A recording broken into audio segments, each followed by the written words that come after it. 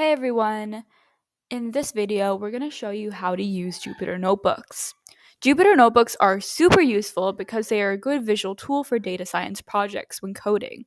Especially with AI, you're going to use this a lot when working with large data sets.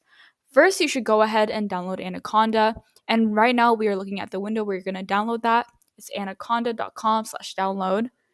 You can just search it up and you'll see it.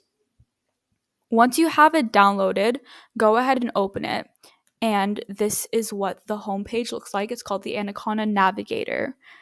To open up a Jupyter Notebook, you're going to scroll until you see it. Mine is right here. This is what the logo looks like. You're going to click Launch. And it's going to take a second to load. So just be patient. But it should open up in your browser.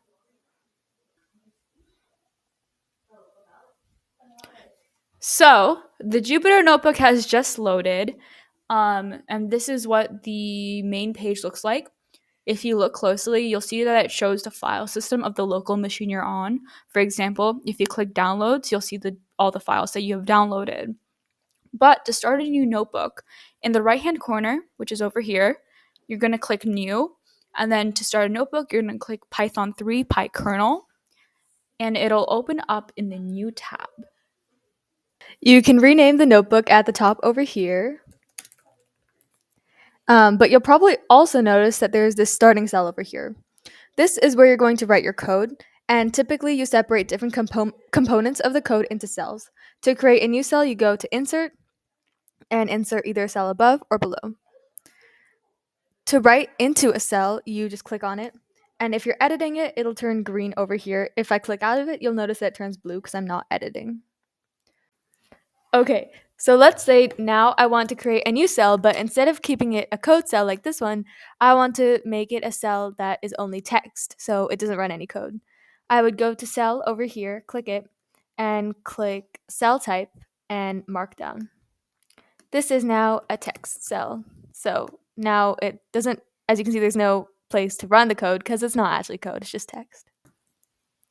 To run an individual cell, either I can click this arrow over here, or I can also click Control and Enter, and that should run it as well. However, let's say that you want to run a cell whose code relies on the code of the cell above it. Let's say I have this variable x, and I want to print it out in a different cell. If I just run it without running this, if I just run this cell without running this cell,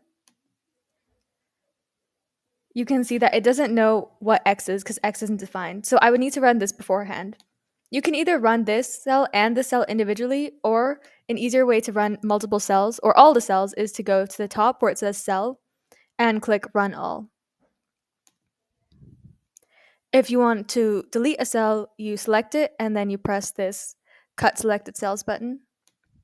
To comment, you can put a hashtag and you can write your comment here. To save the file, you go to File and Save As, and then once you want to save it after saving it for the first time, you can do Save and Checkpoint or Save over here. And finally, to download it, you go to File, you go to Download As, and you can click Notebook, the .ipynb.